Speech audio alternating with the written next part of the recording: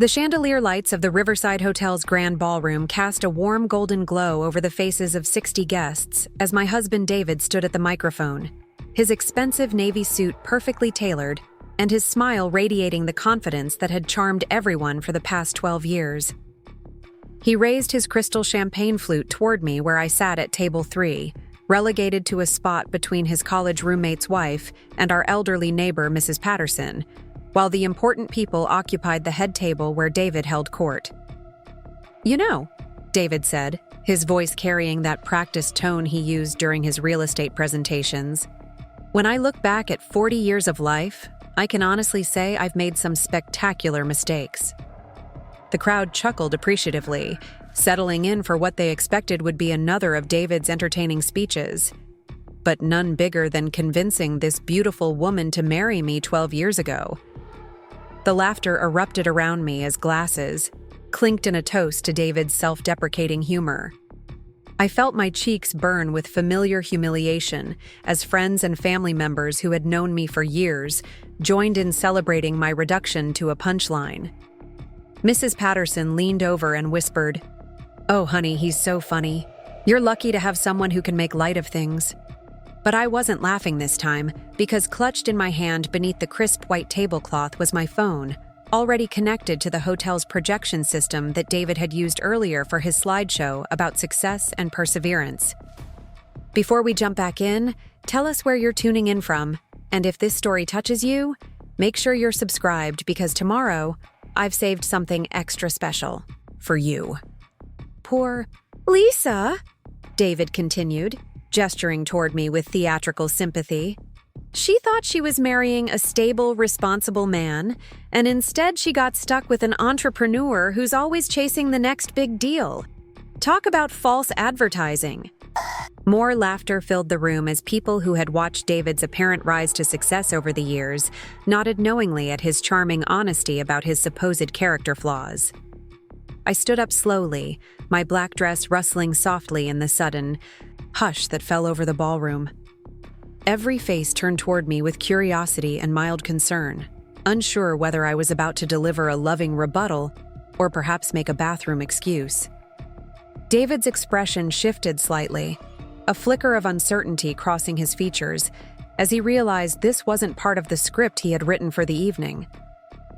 "Since we're talking about mistakes tonight," I said, my voice steady despite the adrenaline coursing through my veins, "I think it's time everyone learned about David's biggest secret."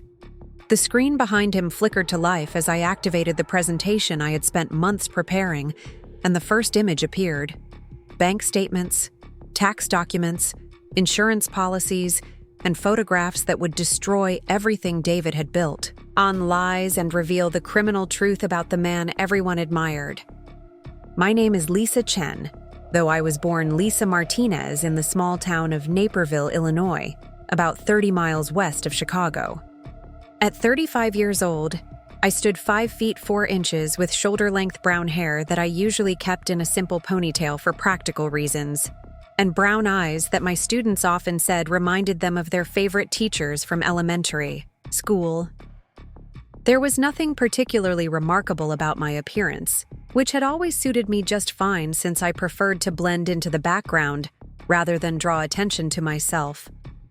For the past 8 years, I had taught algebra and geometry at Lincoln High School on Chicago's South Side, a job that paid me $42,000 annually and filled my days with the controlled chaos of teenagers who alternately drove me to exhaustion and reminded me why I had chosen education as my calling.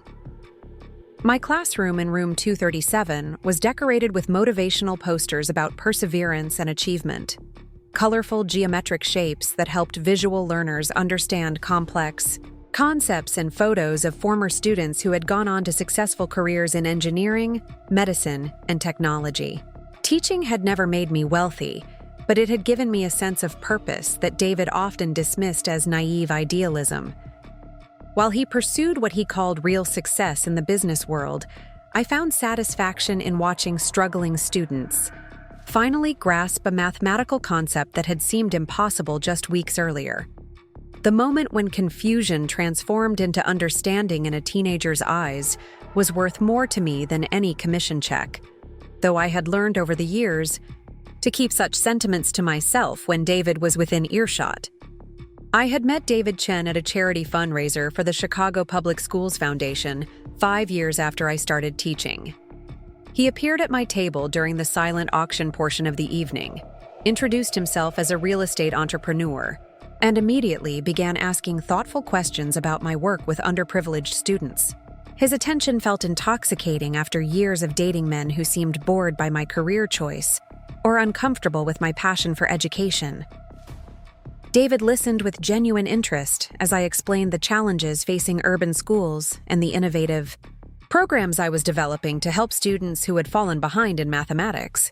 That night, David bid on and won a weekend getaway to a lakeside resort in Wisconsin, then invited me to join him for what he called a celebration of educators who were changing lives one student at a time.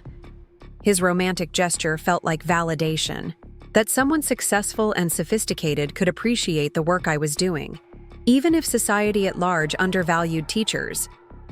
During our weekend at the lake, David spoke eloquently about building wealth not just for personal gain, but to create foundations and scholarships that would support education. He painted a picture of a future where his business success would amplify my impact in the classroom.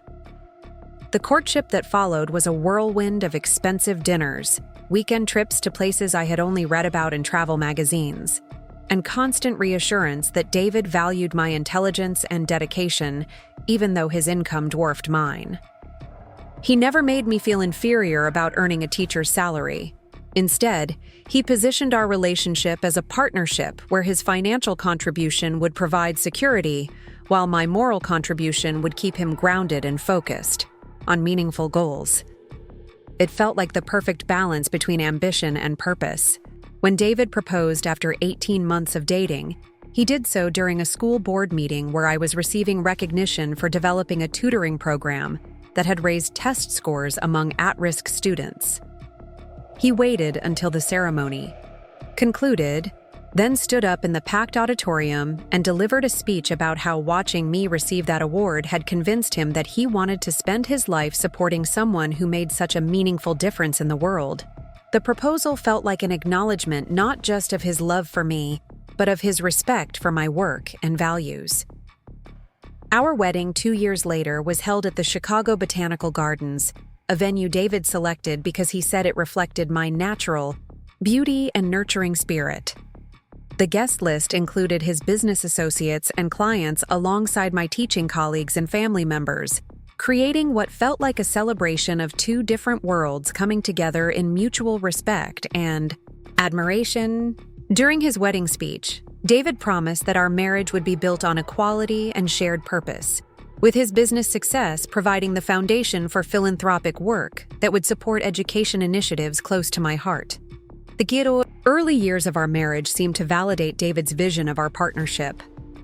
He encouraged me to pursue a master's degree in educational leadership, paying for my tuition and celebrating each milestone in my academic progress. When I expressed interest in developing district-wide mathematics curricula, David used his networking skills to arrange meetings with school board members and education policymakers who could support my initiatives. He attended school events, charmed my colleagues with his interest in education reform, and frequently spoke about his pride in being married to someone who was changing young lives. But somewhere during our 5th year of marriage, subtle changes began to appear in David's behavior and our relationship dynamic. The expensive dinners became less frequent, replaced by requests that I cook at home to save money for his business investments.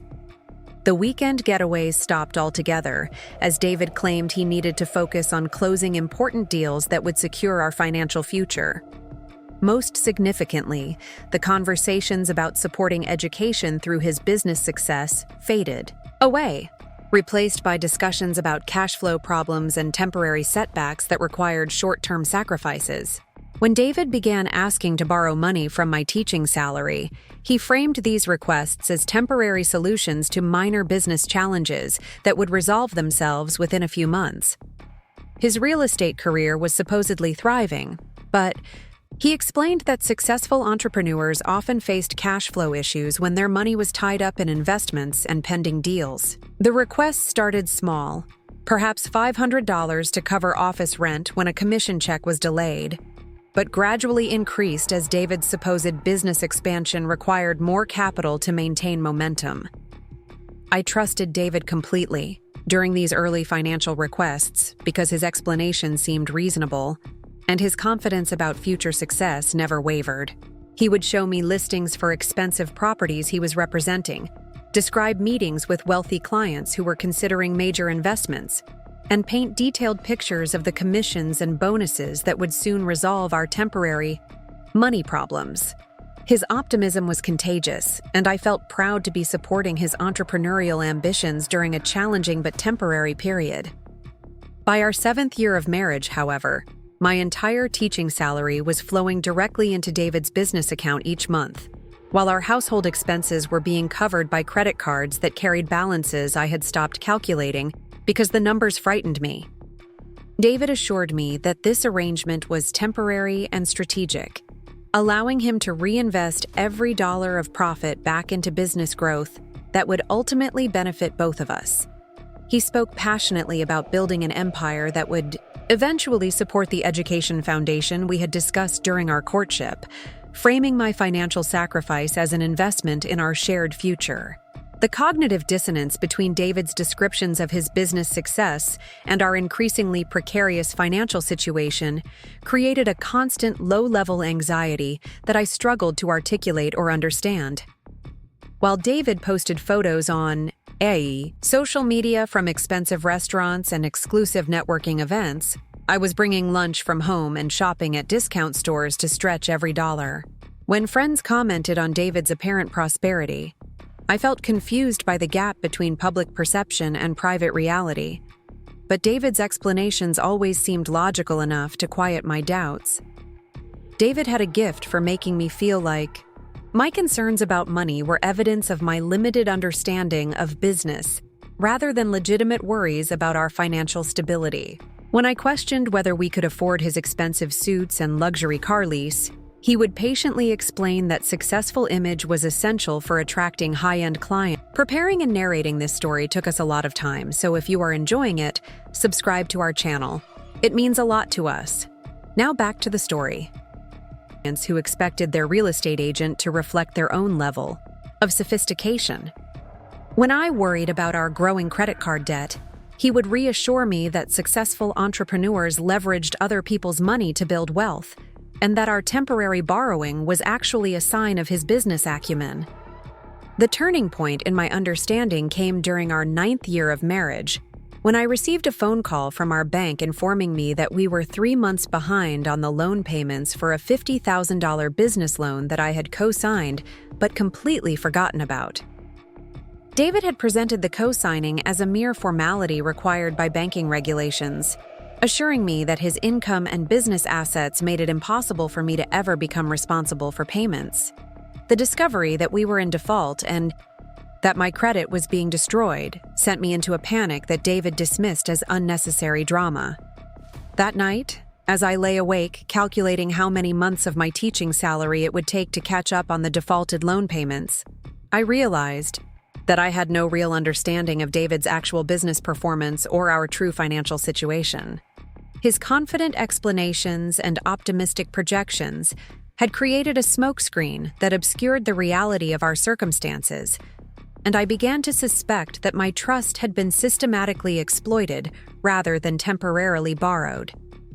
The woman, who prided herself on logical thinking and mathematical precision, had somehow allowed emotion and manipulation to override her analytical skills. The process of uncovering the truth about David's business and our finances began slowly and secretly, driven by a growing sense that I needed to understand exactly how deep our problems went before I could make any decisions about our future. What I discovered over the following months would reveal that the man I had married and supported for nearly a decade was not just a failing entrepreneur, but a criminal who had built his entire lifestyle on fraud and deception, with plans that put my very life in danger. The first red flag should have been the office.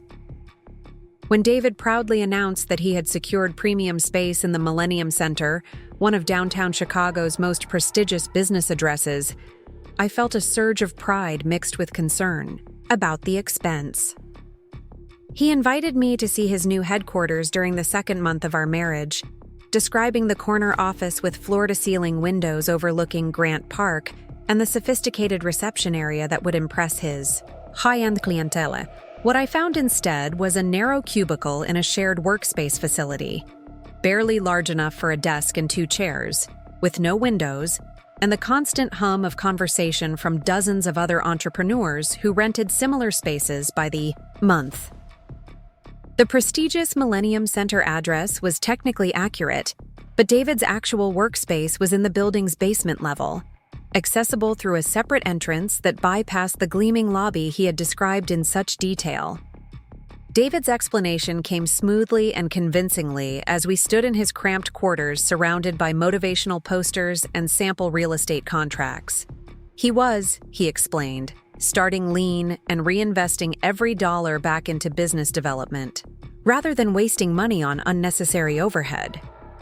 The successful real estate agents he knew had taught him that clients cared about results, not fancy offices, and that the smartest entrepreneurs focused on building wealth rather than impressing people with expensive rent payments. His logic seemed sound, especially coming from someone who spoke with such authority about business strategy and wealth building. David pulled out his laptop and showed me photographs of the luxury properties he was representing, pointing to commission structures that would generate substantial income once the deals closed. He had listings for waterfront condominiums, historic mansions, and commercial properties that would yield the kind of profits that made office rent seem trivial by comparison. The presentation was convincing enough to quiet my concerns about the disconnect between David's descriptions and the reality of his workspace. More importantly, his confidence and enthusiasm made me feel like I was witnessing the early stages of something that would grow into the empire he had promised during our courtship. I left that basement office feeling optimistic about our future and proud to be married to someone with such clear vision and determination. David's daily routine reinforced the impression of a man building a serious business through discipline and strategic thinking. He left our apartment each morning dressed in perfectly tailored suits, carrying a leather briefcase that contained client files, market analyses, and what appeared to be important documents related to pending transactions. His phone rang constantly, with calls from potential buyers, sellers, and other real estate professionals who needed his expertise on complex deals. I would often overhear these conversations during breakfast or dinner, listening as David discussed property valuations, negotiated contract terms, and provided guidance to clients who clearly respected his knowledge and experience.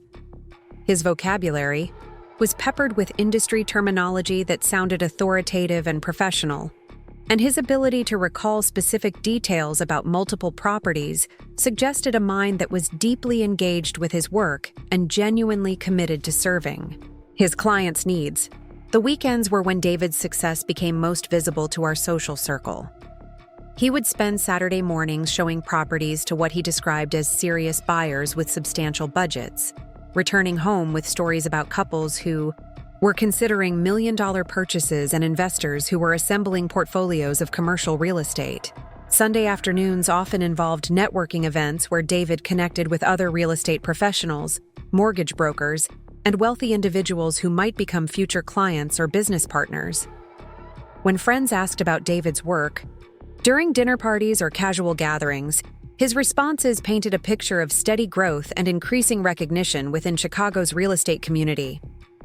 He spoke about being invited to exclusive industry events, about receiving referrals from satisfied clients, and about developing relationships with developers who valued his insights into market trends and investment opportunities.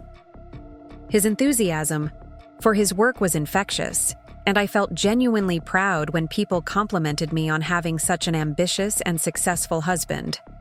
The financial inconsistencies began to appear gradually, starting with small requests that seemed reasonable, given David's explanations about the real estate industry's payment structure. He would need a few $100s to cover marketing costs for a new listing, or perhaps $1,000 to pay for professional photography that would showcase a luxury property to its best advantage. These investments, he explained, were necessary expenses that would be reimbursed when the property sold and the commission was paid. When David asked me to contribute money for continuing education courses that would enhance his professional credentials, I felt honored to be supporting. His career development, the courses he described sounded impressive and expensive, focusing on commercial real estate analysis, luxury market trends, and advanced negotiation techniques that would distinguish him from less sophisticated agents. My contribution felt like an investment in our shared future, allowing David to develop expertise that would ultimately benefit both of us. The requests for financial support gradually increased in frequency and amount as David explained that his business was entering a growth phase that required additional capital investment. He needed money for a new computer system that would streamline his client management, for membership in professional organizations that would expand his networking opportunities, and for attendance at conferences where he could learn about emerging trends and connect with potential business partners.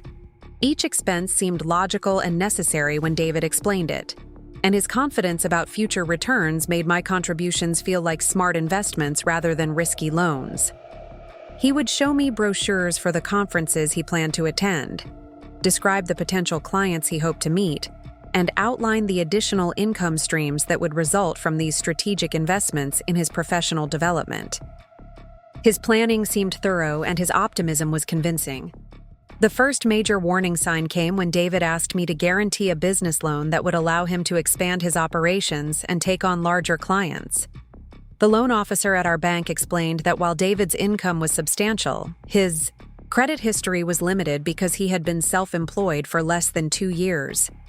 A co-signer with my stable employment and consistent payment history would satisfy the bank's requirements and unlock the capital David needed to take his business to the next level. David's presentation of this opportunity was masterful in its combination of flattery and logic. He explained that my willingness to support his business growth demonstrated the kind of partnership that successful couples built together, with each spouse contributing their strengths to achieve shared goals. My stable income and responsible financial history were assets that complemented his entrepreneurial vision and business skills, creating a powerful combination that banks and investors would respect. The loan application process required extensive documentation of our finances, and I was surprised to discover some inconsistencies between David's income claims and the tax returns he provided to the bank. When I questioned these discrepancies, David explained that real estate income was complex and cyclical, with large commissions concentrated in certain months, while other periods showed lower earnings that didn't reflect his actual business performance. The tax documents, he assured me, were prepared by his accountant to minimize our tax burden legally, while the loan application reflected his true earning potential. His explanations seemed reasonable enough to proceed with the loan application, especially since David's confidence about his business prospects never wavered. He spoke enthusiastically about the clients he would be able to serve with additional working capital, about the marketing campaigns he could launch to attract luxury buyers, and about the expanded office space he could afford once his commission income justified the investment.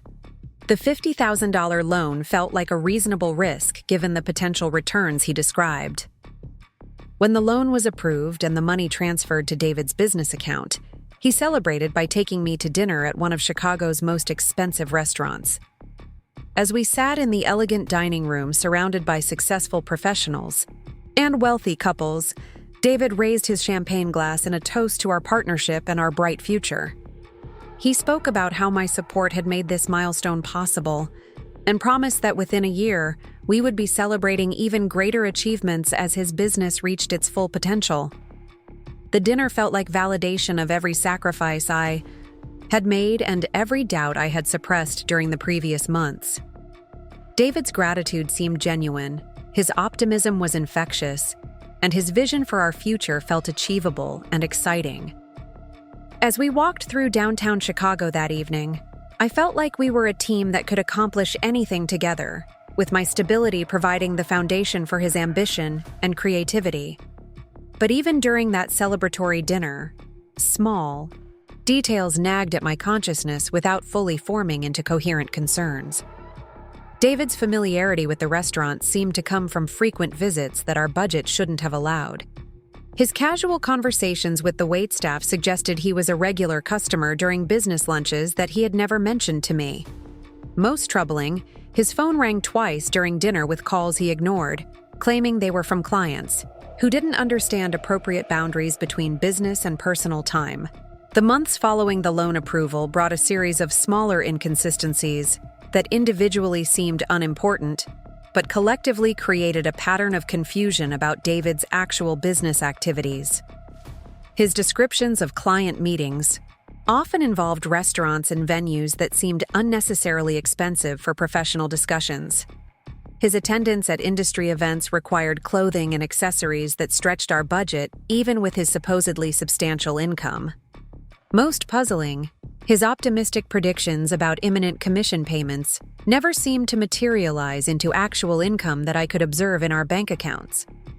When I asked direct questions about these inconsistencies, David's responses followed a consistent pattern of reasonable explanations delivered with slight irritation that I was questioning his professional judgment. The expensive client meetings were necessary investments in relationships that would yield substantial returns. The costly conference attendance and professional wardrobe were standard business expenses that successful real estate agents understood as requirements rather than luxuries.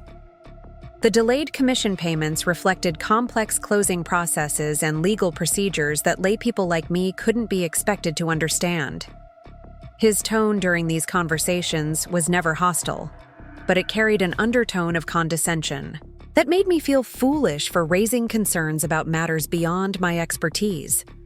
David would remind me that real estate was a sophisticated industry with its own rhythms and requirements, and that my background in education had not prepared me to understand the financial complexities of entrepreneurial success. His patience with my questions felt generous and understanding, even as it made me increasingly reluctant to voice future concerns. The gradual erosion of my confidence in my own perceptions was perhaps the most insidious aspect of David's manipulation during this period. I began to question my instincts and doubt my ability to assess our financial situation accurately, deferring to David's expertise and accepting his explanations even when they contradicted my observations. The loving, supportive husband who encouraged my career and celebrated my achievements was also systematically undermining my trust in my own judgment and analytical abilities.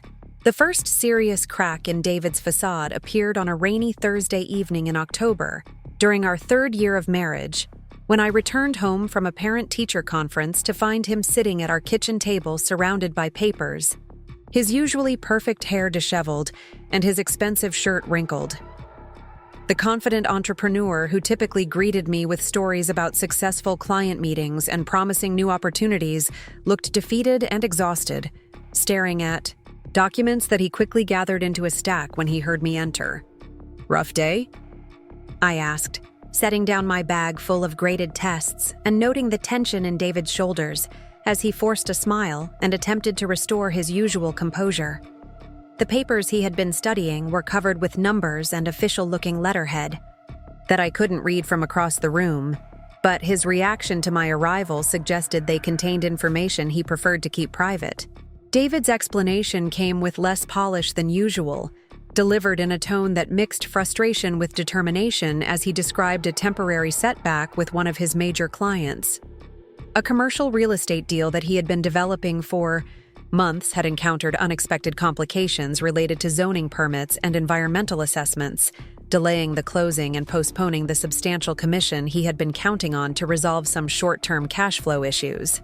The story sounded plausible enough, especially given my limited understanding of commercial real estate transactions, but David's demeanor suggested a level of stress that seemed disproportionate to a simple delay in a business deal. His usual confidence had been replaced by an anxiety that he was struggling to conceal, and his explanations lacked the detailed specificity that typically characterized his descriptions of his work and clients. When I offered to help by contributing more money from my teaching salary to cover our household expenses while he waited for the delayed commission. David's gratitude felt different from his previous responses to my financial support. Instead, of the appreciation mixed with confidence that had characterized our earlier conversations about money, his relief seemed desperate and immediate, as if my offer was solving a more serious problem than he had described. The next morning, David left for work earlier than usual, dressed in his best suit and carrying himself with renewed confidence that suggested he had found a solution to whatever problem had troubled him the night before. His goodbye kiss was affectionate and optimistic, accompanied by assurances that the setback was minor and temporary, and that everything would be resolved within a few weeks. His recovery seemed complete and convincing, leaving me wondering whether I had overreacted to what was probably a normal fluctuation in business performance. But the pattern of stress followed by sudden recovery began to repeat itself with increasing frequency over the following months. I would arrive home to find David studying documents with obvious concern, only to have him explain that he was dealing with minor complications that would soon be resolved. His mood swings became more pronounced, alternating between periods of anxiety when he thought I wasn't watching and displays of confidence when he was conscious of my attention. The phone calls that I had previously interpreted as evidence of David's busy and successful practice began to sound different when I listened more carefully to his tone and word choices. While he maintained his authoritative voice during conversations that he knew I could overhear, I occasionally caught fragments of discussions that sounded more like negotiations with creditors than consultations with clients. His confident professional demeanor would slip during these conversations, replaced by a pleading quality that suggested he was asking for extensions or explaining delays rather than providing expert guidance. The expensive lunches and networking events that David had presented as necessary business investments began to feel suspicious when I realized that they seemed to increase during periods when our household budget was most strained. When we were struggling to pay basic bills with my teaching salary, David would announce that he needed to attend an important industry function or meet with a potential client at an upscale restaurant. His explanations about the necessity of maintaining appearances made logical sense, but the timing felt deliberately calculated to coincide with our most difficult financial moments. My growing suspicions led me to pay closer attention to David's daily routine and the details of his business activities. I began to notice that his descriptions of client meetings often involved people whose names never appeared in follow-up conversations, suggesting either that the meetings were unproductive or that the clients themselves might not exist. His stories about pending transactions frequently changed in subtle ways when he retold them, with details about property values, client backgrounds, and closing timelines shifting in ways that suggested improvisation rather than accurate reporting. The breakthrough in my understanding came accidentally, during a chance encounter at the grocery store with Janet Williams, a woman David had described as one of his most important clients. According to David's stories, Janet was a wealthy investor who was assembling a portfolio of luxury properties and relied on his expertise to identify the best opportunities in Chicago's high-end market. Her trust in his judgment had supposedly led to several successful purchases and generated substantial commissions that helped explain David's optimistic projections about our financial future. When I introduced myself to Janet as David's wife, her confused expression and polite but puzzled response revealed that she had never heard of him and had no involvement in real estate investing beyond the modest condo she had purchased through a different agent several years earlier. Her description of herself as a retired librarian living on a fixed income bore no resemblance to the sophisticated investor that David had described in such detail over the course of many months. The realization that David had fabricated an entire client relationship, complete with detailed stories about Janet's investment strategy and their business interactions, forced me to confront the possibility that other aspects of his business might also be fictional.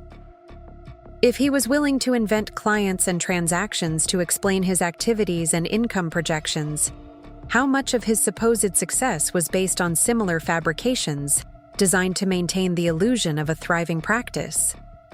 That evening, I decided to test David's honesty by asking specific questions about Janet Williams and her recent real estate activities. His response was immediate and detailed, describing a luxury townhouse purchase that Janet had supposedly completed the previous week and outlining her plans for additional investments in the coming months. His storytelling was so convincing and specific that I almost doubted my own memory of the conversation at the grocery store.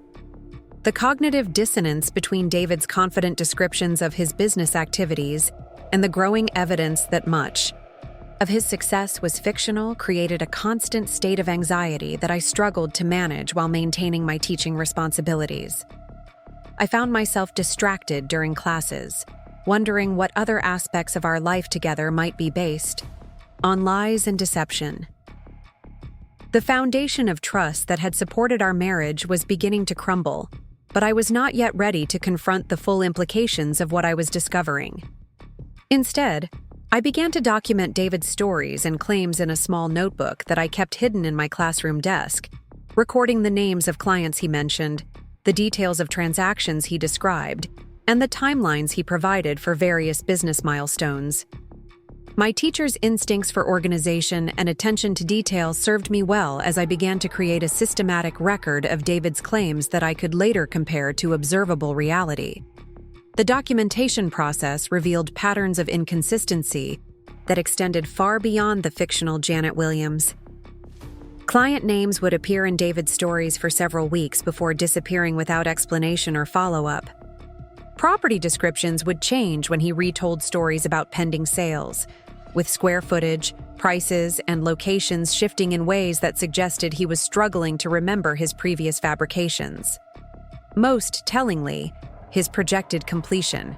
Dates for various transactions would repeatedly pass without any mention of closings or commission payments. As my secret investigation continued, I realized that David's business activities fell into two distinct categories: legitimate but small-scale transactions that generated modest income, and elaborate fictional scenarios that he used to explain his expensive lifestyle and justify his requests for financial support. The real David was a struggling real estate agent barely earning enough to cover his basic business expenses, while the fictional David was a successful entrepreneur building wealth through sophisticated investment strategies and high-end client relationships. The discovery of this dual reality explained many of the inconsistencies that had puzzled me over the previous months. David's genuine stress about business setbacks was real because his actual income was insufficient to support the lifestyle he was maintaining. His desperate gratitude for my financial contributions reflected the fact that my teaching salary was probably the most reliable income our household received. His mood swings corresponded to the challenge of maintaining an optimistic facade while dealing with the constant pressure of living beyond his means. But understanding the truth about David's business performance raised even more troubling questions about our relationship and our future together. If he was willing to systematically lie about his work and income, what other aspects of our life might be based on deception? How long could we continue to accumulate debt while living on my teacher's salary supplemented by credit cards and loans? Most importantly, what would happen when the gap between David's fictional success and our actual financial situation became too large to bridge with explanations and promises? The answers to these questions would reveal themselves over the following months as David's lies became more elaborate and desperate, leading to discoveries that would transform my perception of the man I had married and force me to confront the possibility that I was not just living with a liar, but with someone whose deceptions posed a genuine threat to my well-being and safety. The morning I discovered the second mortgage on our house, I was sitting at our kitchen table grading geometry exams before school when a thick envelope arrived from Heritage Trust Bank with David's name printed in bold letters across the front. The official weight of the document and the bank's logo made it clear this was something more serious than a routine account statement. But David had already left for what he called an important breakfast meeting with potential investors. My hands trembled as I opened the envelope and found a payment notice for a $60,000 home equity loan that had apparently been in default for 3 months. The document detailed mounting late fees, penalty charges, and a formal notice. that foreclosure proceedings would begin within 30 days unless the full amount past due was received immediately. According to the bank's records, David had used our house as collateral for this loan 8 months earlier, forging my signature on documents that put our home at risk. The betrayal felt like a physical blow to my chest as I realized that David had not only hidden this massive debt from me, but had also committed fraud by signing my name to legal documents without my knowledge or consent. Our house, which I had assumed was safely protected by our regular mortgage payments, was now in jeopardy because of financial decisions that David had made secretly, while continuing to present himself as a responsible business owner who was successfully managing our investments. I called in sick to school that day, something I had never done for personal reasons during my teaching career, and spent the morning calling Heritage Trust Bank to understand the full scope of the situation. The loan officer who reviewed our account explained that David had presented the home equity loan as a business investment opportunity, claiming that he needed capital to purchase commercial properties that would generate rental income and substantial profits. His income documentation and credit application had included forged pay stubs and falsified bank statements that painted a picture of financial success that bore no resemblance to our actual situation. The bank's records showed that the $60,000 had been transferred to David's business account and then quickly dispersed through a series of withdrawals and transfers that suggested he had used the money to pay existing debts rather than investing in the profitable opportunities he had described in his loan application. Within 3 months of receiving the funds, David had missed his first payment, and his subsequent communications with the bank had consisted of promises and excuses rather than actual payments or realistic repayment plans. When David returned home that evening, I confronted him with the foreclosure notice and demanded an explanation for how he had obtained a loan using forged documents and hidden the resulting debt for months. His initial response was a familiar mixture of deflection and gaslighting, claiming that I must be misunderstanding the bank's communication and that home equity loans were routine financial tools that successful property investors used to leverage their assets for greater returns. But when I showed him the specific language in the bank's letter and pointed out that my signature on the loan documents was clearly forged, David's explanations became more desperate and less coherent. He claimed that he had intended to tell me about the loan, but had wanted to surprise me with the profits from his investment before revealing his strategy. He insisted that the signature forgery was a misunderstanding caused by his attorney's office, which had supposedly prepared the documents incorrectly due to a miscommunication about my involvement in the transaction. His shifting explanations and obvious panic convinced me that David was lying about every aspect of the home equity loan, and that our house was genuinely at risk of foreclosure because of his fraudulent activities. The man I had trusted with our financial future had secretly mortgaged our home to fund a lifestyle and business activities that he couldn't afford with his actual income, leaving us vulnerable to losing everything we had worked to build together. The following weeks brought a cascade of additional financial revelations as I began investigating other aspects of our supposedly stable financial situation. I discovered credit cards in my name that I had never applied for, with balances totaling more than $30,000, and payment histories showing that David had been making only minimum payments while continuing to charge business expenses and personal purchases.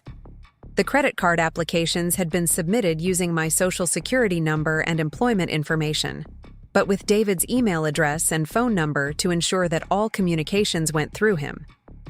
My credit report revealed a financial disaster that explained why David had been increasingly unable to obtain loans and credit lines using his own information.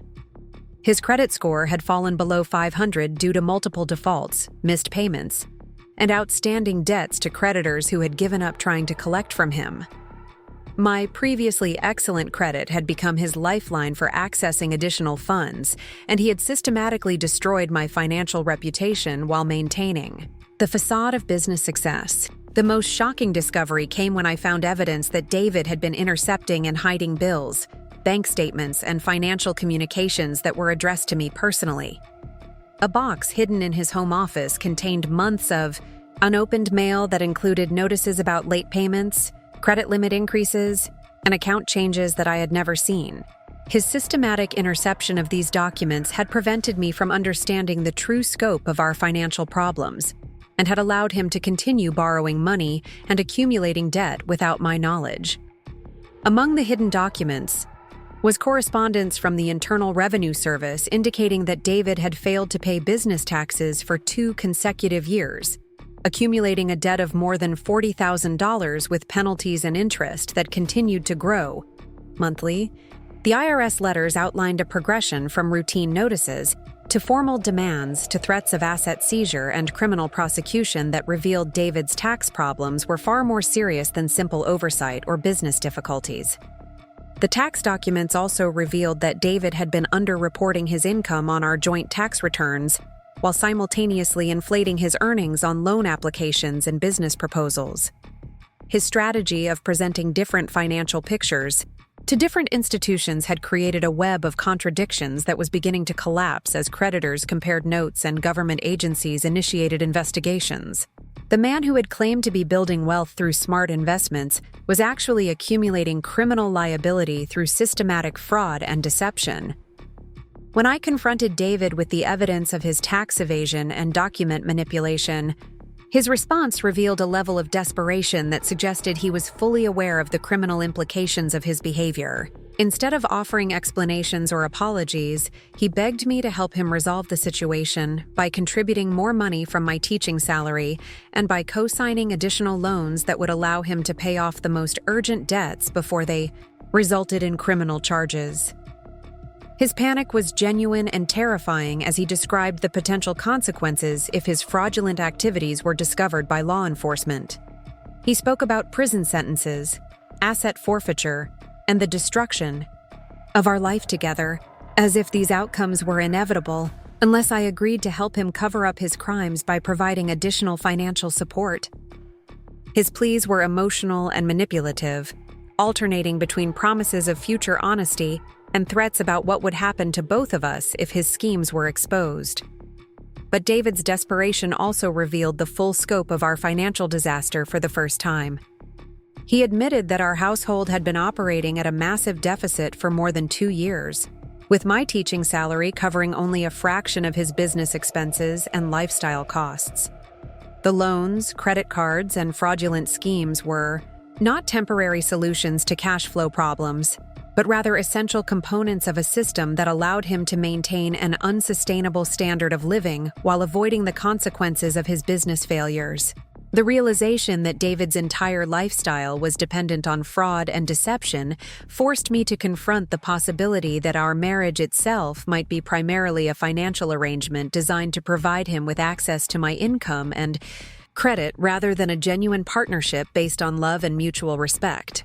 His romantic gestures and expressions of gratitude for my support took on a different meaning when viewed as components of a long-term con game designed to ensure my continued cooperation with his financial schemes. The discovery of our true financial situation also explained why David had been so insistent about limiting my involvement in business and financial decisions throughout our marriage. His claims about protecting me from unnecessary stress and allowing me to focus on my teaching career had actually been strategies for preventing me from understanding how our money was being used and how precarious our situation had become. My exclusion from financial planning had been essential to maintaining the deceptions that funded his lifestyle. As I sat in our kitchen that night, surrounded by evidence of David's fraud and calculating the full extent of our debts and legal exposure, I realized that I was facing a choice between continuing to enable his criminal behavior or taking action to protect myself from the consequences of his deceptions. The loving husband who had swept me off my feet with his business success and romantic gestures had revealed himself to be a criminal who was willing to destroy my financial future and legal standing to maintain his unsustainable lifestyle. The question that would determine my future was whether I had the courage to expose David's crimes and rebuild my life based on truth, rather than continuing to live in a fiction that was becoming more dangerous and unsustainable with each passing day. The life insurance policy arrived in our mailbox on a Tuesday afternoon in March, tucked between grocery store circulars and credit card offers that I had grown accustomed to throwing away without opening. The envelope bore the logo of Metropolitan Life Insurance Company and was addressed to both David and me. But something about the weight and official appearance of the document made me pause before adding it to the usual pile of junk mail. Inside was a policy notification stating that a $500,000 life insurance policy on my life had been approved and was now in effect, with David listed as the sole beneficiary. The document included details about monthly premium payments that would be automatically deducted from our checking account and information about the medical examination that had supposedly been completed as part of the application process. According to the insurance company's records, I had undergone a comprehensive physical examination, provided blood and urine samples, and answered detailed questions about my health history and lifestyle.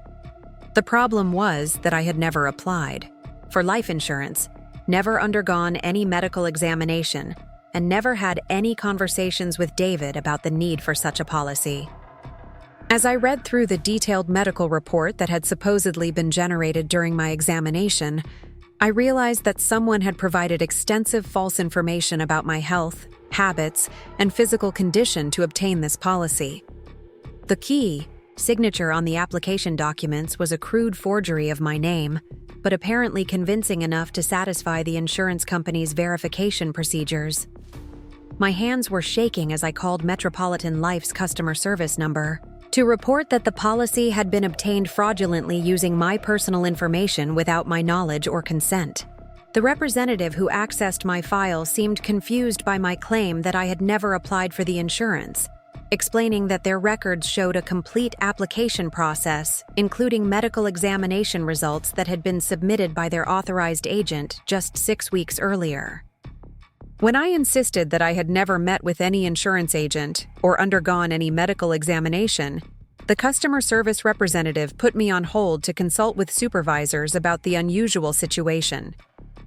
After nearly 20 minutes of waiting, she returned to explain that the medical examination had been conducted at our home address by a licensed nurse practitioner who had been scheduled by the insurance agent handling our application. According to their records, the examination had been completed on a Saturday morning when I would have been home from school.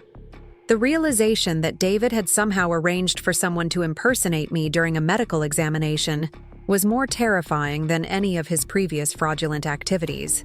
This was not simply a matter of forged signatures on loan documents or false information on credit applications, but rather an elaborate deception that involved multiple people and institutions in a scheme that could only have one logical purpose: to benefit financially from my death. I immediately requested copies of all documents related to the policy application, including the medical examination report and any recordings or photographs that might have been taken during the application process. The insurance company agreed to conduct an investigation into the possibility of fraud, but explained that such investigations could take several months and that the policy would remain in effect until they could definitively prove that it had been obtained through illegal means. That evening, I confronted David with the insurance policy documents and demanded an explanation for how a $500,000 policy on my life had been obtained without my knowledge. His initial response was a performance of surprise and confusion that might have been convincing if I had not already discovered his pattern of lies and deception over the previous months. He claimed that he had been planning to surprise me with the life insurance as a responsible financial planning decision, but had wanted to handle all the details himself to avoid burdening me with paperwork and appointments. When I pointed out that the medical examination report described physical characteristics and health details that were inaccurate, David's explanation became more elaborate and desperate. He claimed that the insurance agent had made errors in transcribing information from the examination, and that such mistakes were common in the insurance industry and could be easily corrected through an amendment process.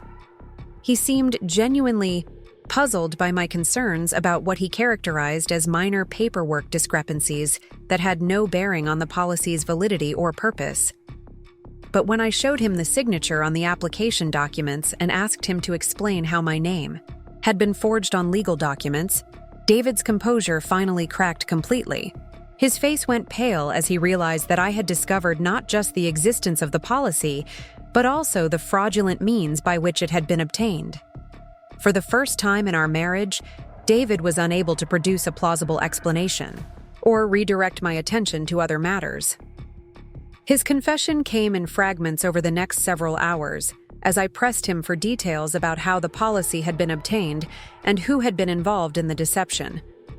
David admitted that he had hired someone to impersonate me during the medical examination, providing false identification and answering health questions based on information he had supplied about my medical history and lifestyle. The woman he hired was approximately my age and build, and had been coached to provide responses that would result in favorable insurance rates and policy approval. The most chilling aspect of David's confession was his casual tone as he described the logistics of arranging for someone to steal my identity for the purpose of obtaining life insurance. He spoke about the impersonation as if it were a minor, technical violation rather than a serious crime that could only serve one ultimate purpose.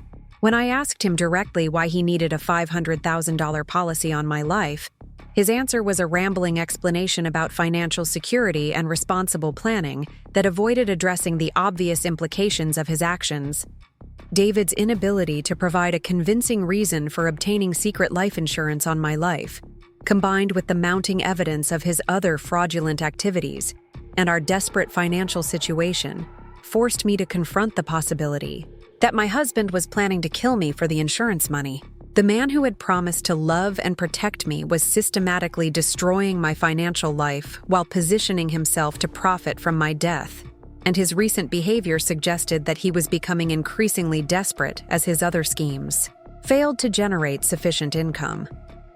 The insurance policy also explained several changes in David's behavior over the previous months that had seemed puzzling at the time, but now took on sinister significance.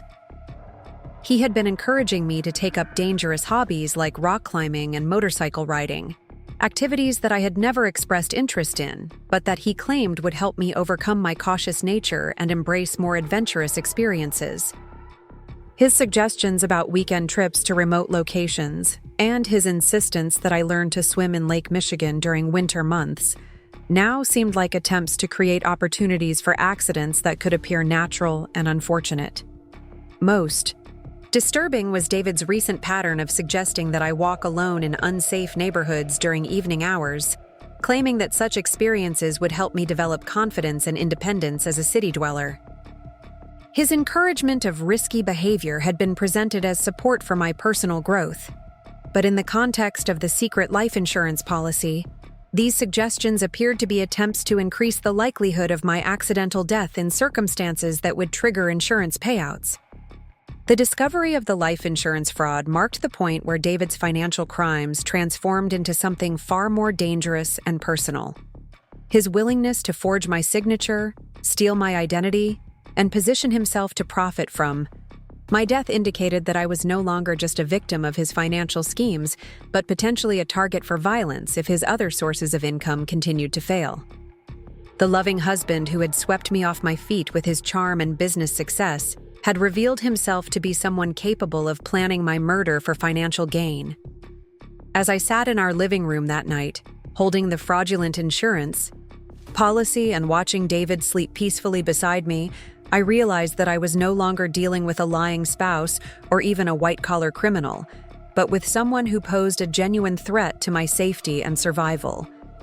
The financial investigation that had begun as an attempt to understand our debt problems had uncovered evidence of a murder plot, and I was now facing the terrifying challenge of protecting myself from someone who had unlimited access to my daily routine and living space.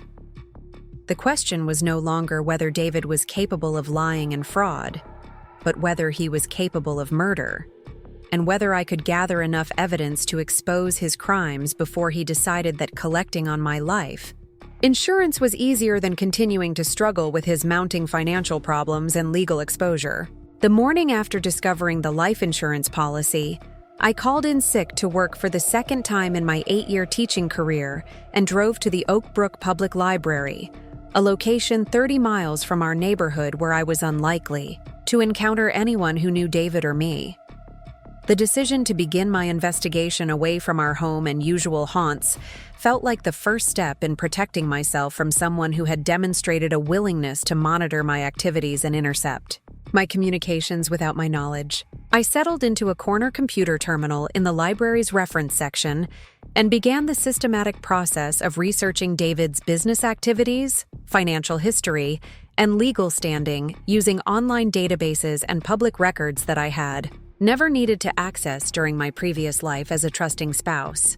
The woman who had spent 8 years grading papers and planning lessons was about to become a private investigator focused on uncovering the truth about the man she had shared a bed with for nearly a decade. My first search focused on David's real estate license and professional standing with the Illinois Department of Financial and Professional Regulation. According to the state's licensing database, David had indeed obtained a real estate license 4 years earlier, but his continuing education requirements were delinquent, and his license status was listed as inactive due to unpaid fees and missing training documentation. The successful real estate entrepreneur who attended expensive conferences and networked with industry leaders had apparently failed to maintain the basic professional credentials required to conduct business legally. The state's disciplinary database revealed even more troubling information about David's professional conduct. 2 formal complaints had been filed against him by clients who claimed he had misrepresented property values, failed to disclose known defects, and abandoned transactions without notice after receiving deposit payments. While the complaints had not resulted in formal disciplinary action, the details described a pattern of behavior that was inconsistent with the ethical business practices David claimed to follow. I spent the next several hours researching the Chicago real estate market and comparing David's claims about his business activities with verifiable information about property sales, market trends, and industry practices.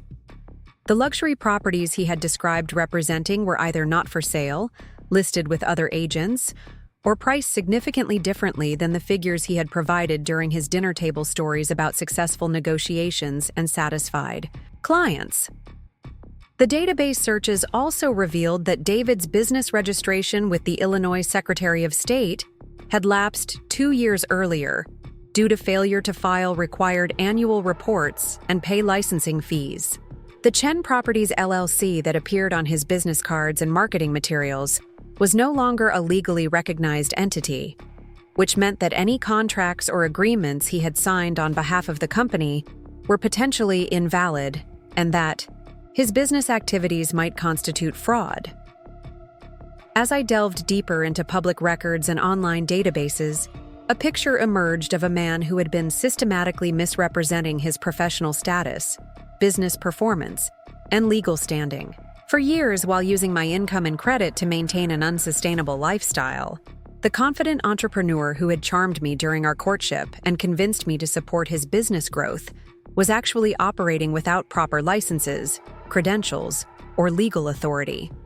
My investigation expanded to include David's personal, financial history using credit reporting services and public record searches that revealed a pattern of defaults, bankruptcies, and legal judgments that extended back more than a decade. Long before he met me, David had been accumulating debts, avoiding creditors, and using fraudulent schemes to obtain money and credit from banks, businesses, and individuals who trusted his professional appearance and persuasive explanations. The credit report showed that David had filed for bankruptcy twice in the 5 years before our marriage, a fact that he had never disclosed during our conversations about financial planning and shared goals. His pattern of accumulating debt, defaulting on payments, and then seeking bankruptcy protection to avoid consequences was apparently a long-standing strategy that he had refined over many years of practice. More disturbing were the civil court records showing multiple lawsuits filed against David by former business partners, landlords, and creditors who had never been repaid for loans, services, or investment opportunities that he had promised would generate substantial returns. The legal documents described elaborate schemes involving fake business plans, forged financial statements, and phantom investment opportunities that David had used to convince victims to provide money or services that he never intended to repay. One particularly detailed lawsuit filed 3 years before our marriage described how David had convinced a retired couple to invest their life savings in a commercial real estate development project that existed only in his imagination. He had provided them with architectural drawings, financial projections, and legal documents for a shopping center that was never built, using their investment to fund his personal expenses while promising them returns that would secure their retirement. When the couple discovered that their money had been stolen, David had already moved to a different city and changed his business identity to avoid prosecution. The pattern revealed in these legal documents was identical to the schemes David had been using during our marriage, but with me serving as the primary source of funding rather than outside investors or business partners. My teaching salary and credit history had become his new mechanism for obtaining the money he needed to maintain his fraudulent lifestyle, and my emotional attachment to him had made me a more reliable and less suspicious victim than the strangers he had previously targeted. The research process was emotionally devastating as I realized that David had identified me as a mark from the very beginning of our relationship, carefully cultivating my trust and affection while systematically exploiting my financial resources and legal standing. The romantic courtship that had made me feel special and valued was actually a calculated seduction designed to gain access to my income and creditworthiness for his criminal enterprises. The charity fundraiser where we had met was apparently not a coincidence, but rather a carefully chosen venue where David could identify potential victims who combined financial stability with a trusting nature and limited experience with sophisticated fraud schemes.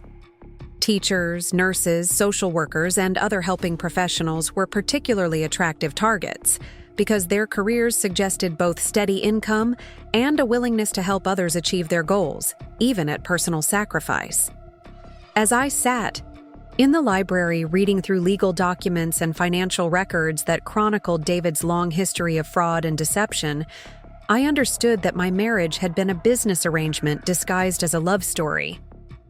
The man who had promised to love and protect me had actually been calculating how to use and exploit me from our very first conversation, and every romantic gesture and expression of affection had been a strategic move designed to ensure my continued cooperation with his criminal activities. The discovery of David's criminal history also explained why he had been so insistent about keeping our finances separate in certain ways while combining them in others. His strategy of maintaining his own business accounts while gaining access to my personal credit and income had allowed him to continue his fraudulent schemes while limiting his legal exposure if his activities were discovered. My name was on the loans and credit cards that funded his lifestyle, but his name was on the business accounts where the money disappeared into untraceable transactions and personal expenses. By the end of my first day of research, I had assembled a comprehensive picture of David's criminal background and current legal vulnerability that confirmed my worst suspicions about his intentions regarding the life insurance policy. The man who was planning to profit from my death had a documented history of financially destroying the people who trusted him, and his escalating desperation suggested that he might be willing to graduate from theft and fraud to murder in order to solve his mounting financial problems. But understanding the scope of David's criminality also revealed potential strategies for protecting myself and ensuring that his schemes were exposed before he could implement any plans involving my death. The evidence I was gathering could support criminal charges for fraud, identity theft, and potentially conspiracy to commit murder, but only if I could present it to law enforcement agencies in a way that would prompt immediate investigation and intervention. The challenge was determining how to continue my research and evidence gathering while maintaining the pretense of normal marital relations with someone who had already demonstrated a willingness to forge my signature, steal my identity, and position himself to benefit from my death. Every interaction with David now carried the potential danger that he might realize I had discovered his true nature and decide that immediate action was necessary to protect himself from exposure and prosecution. As I drove home from the library that evening, I realized that I was no longer simply investigating my husband's financial crimes, but was actually gathering evidence that might be necessary to save my own life. The quiet teacher who had trusted her marriage and focused on her students was about to become someone who could outmaneuver a sophisticated criminal while pretending to be the naive victim he expected me to remain. The following morning, I called Deborah Walsh, a divorce attorney whose advertisement in the Chicago Tribune had caught my attention several months earlier, when I was still hoping that David's financial problems could be resolved through honest communication and professional guidance. What had initially seemed like an unnecessary precaution now felt like a potential lifeline, as I realized that I needed experienced legal counsel to navigate the complex criminal and civil implications of David's activities. Deborah's downtown office occupied the 32nd floor of a gleaming tower in the Loop District, with floor-to-ceiling windows that offered panoramic views of Lake Michigan and the Chicago River. The sophisticated environment felt intimidating to someone whose professional experience was limited to high school classrooms and parent-teacher conferences, but Deborah's warm greeting and obvious competence helped me relax enough to begin explaining my situation. When I described the life insurance policy that had been obtained without my knowledge using forged documents and fraudulent medical examinations, Deborah's expression grew serious, and she immediately stopped taking notes about potential divorce proceedings. She explained that what I was describing went far beyond typical marital financial disputes and constituted serious felony crimes that required immediate intervention by law enforcement agencies and potentially federal investigators. Deborah's first recommendation was that I contact the FBI's Financial Crimes Division to report David's activities, particularly the insurance fraud and identity theft that had federal implications due to the interstate nature of his schemes. She explained that local police departments were often overwhelmed by domestic disputes and might not recognize the sophisticated nature of David's criminal activities, while federal agents had the resources and expertise to investigate complex fraud cases that involved multiple jurisdictions and institutions. But before contacting law enforcement, Deborah advised that I should work with a forensic accountant to document the full scope of David's financial crimes and organize the evidence in a format that would be useful for criminal prosecution and civil recovery proceedings. She recommended Marcus Thompson, a certified public accountant who specialized in fraud investigations and had extensive experience working with law enforcement agencies on white-collar crime cases. Marcus agreed to meet with me that same afternoon at his office in Schaumburg, a suburb northwest of Chicago, where his accounting firm occupied a modest suite in a professional building that catered to small businesses and independent practitioners. Unlike Deborah's impressive downtown office, Marcus's workspace was functional and unpretentious, with computer equipment and filing cabinets that suggested someone who focused on detailed analytical work rather than impressive client presentations. Marcus listened carefully as I described David's financial activities and the evidence I had already gathered through my library research, occasionally asking technical questions about bank account structures, loan application procedures, and insurance policy details that revealed his expertise in financial fraud investigations. His questions helped me understand that David's schemes were more sophisticated than typical marital financial disputes, but also more predictable than I had initially realized. The forensic accounting investigation that Marcus proposed would involve several weeks of detailed analysis using specialized software and database access that could trace financial transactions, identify hidden assets, and document patterns of fraudulent activity across multiple institutions and time periods. His work would generate reports that could support both criminal prosecution and civil asset recovery, potentially allowing me to reclaim some of the money that David had stolen, while protecting myself from liability for debts that had been incurred through fraud. Marcus explained that forensic accounting investigations often revealed financial crimes that victims were unaware of, particularly in cases involving sophisticated criminals who had systematically exploited trust relationships over extended periods. His experience suggested that David's activities probably extended beyond what I had already discovered, and that a comprehensive investigation would likely uncover additional instances of identity theft, tax evasion, and fraud involving my personal information and financial accounts. The cost of hiring both an attorney and a forensic accountant felt overwhelming to someone living on a teacher's salary. But Deborah and Marcus both assured me that their fees could ultimately be recovered through civil litigation and criminal asset forfeiture proceedings if David had hidden assets or committed crimes that resulted in restitution orders. More importantly, they emphasized that the cost of professional help was minimal compared to the potential consequences of allowing David's criminal activities to continue unchecked. The decision to hire professional investigators marked a psychological turning point in my understanding of my situation and my role in resolving it.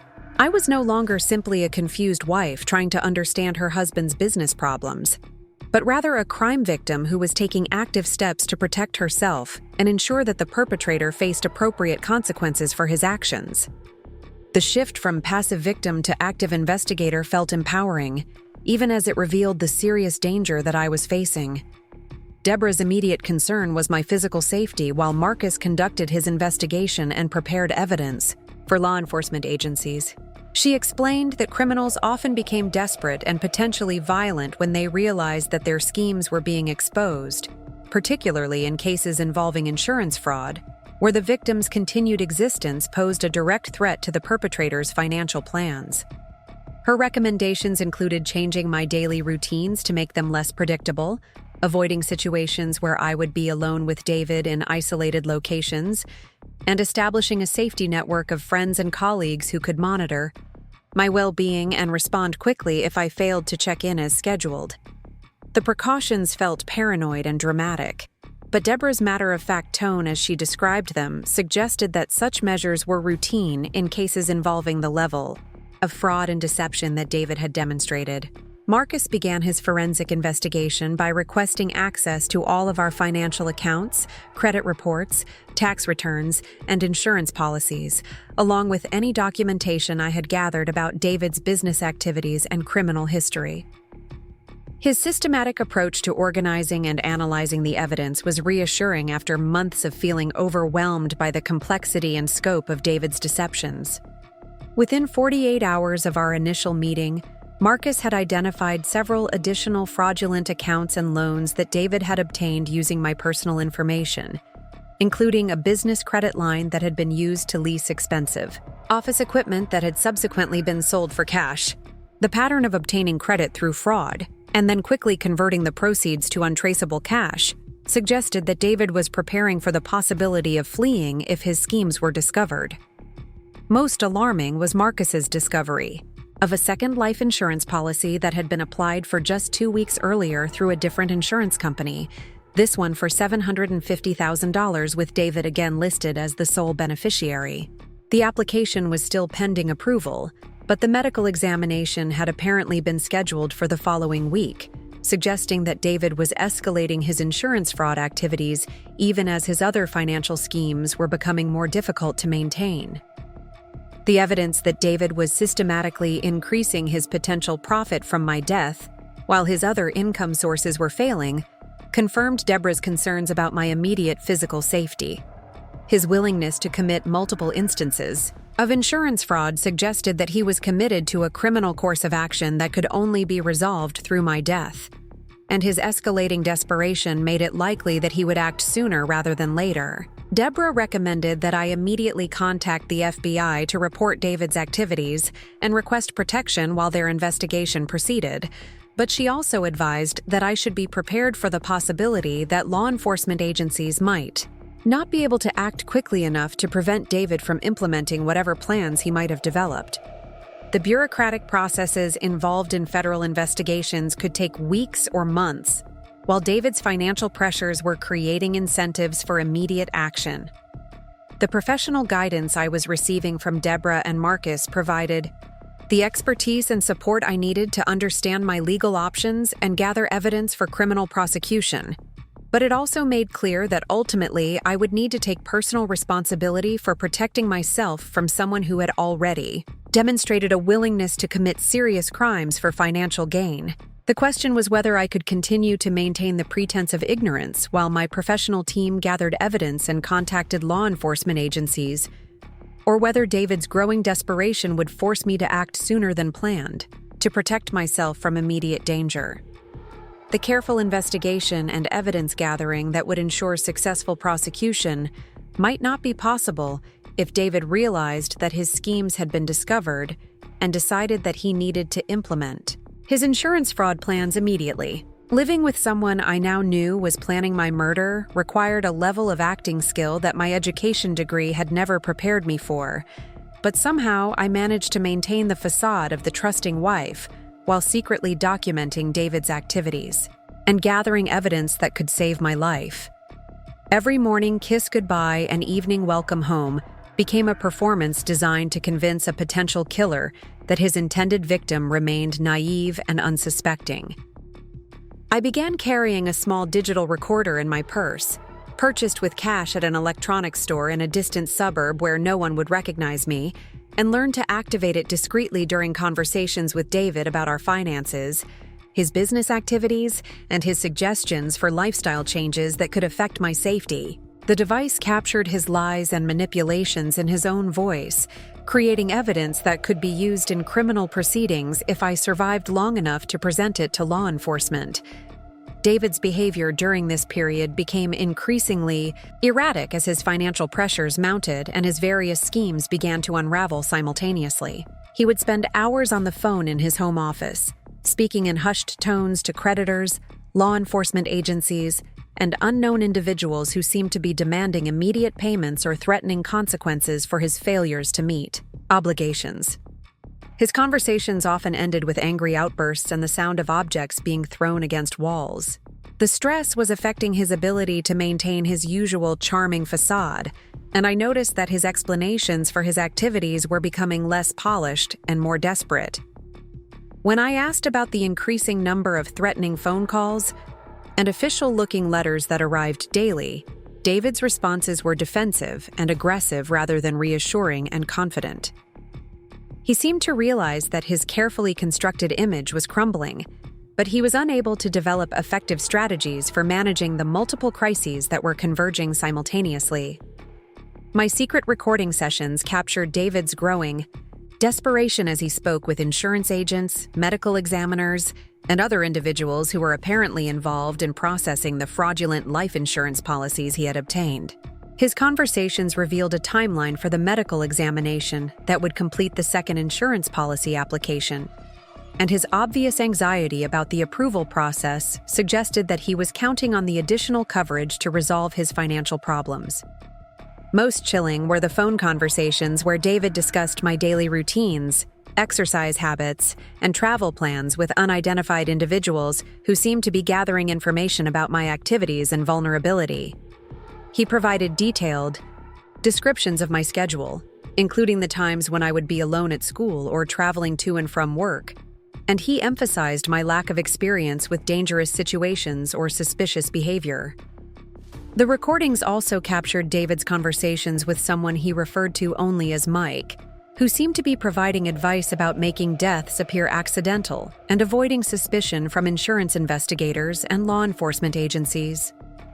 David's questions about timing, methods, and alibis made it clear that he was actively planning my murder and seeking professional guidance from someone with experience in such matters.